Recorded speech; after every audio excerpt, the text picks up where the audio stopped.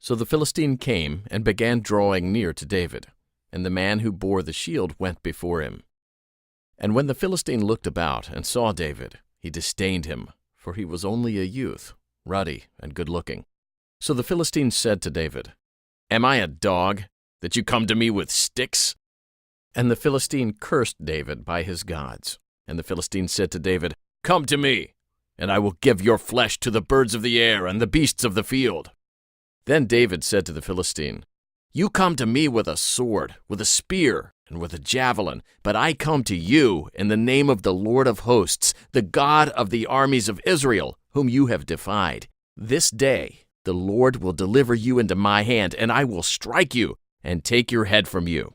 And this day I will give the carcasses of the camp of the Philistines to the birds of the air and the wild beasts of the earth, that all the earth may know that there is a God in Israel.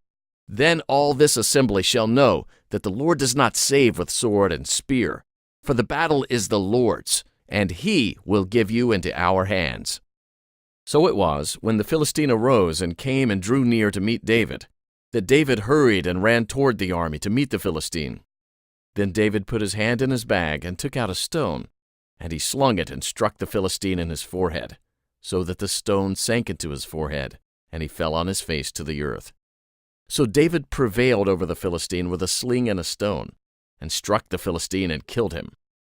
But there was no sword in the hand of David.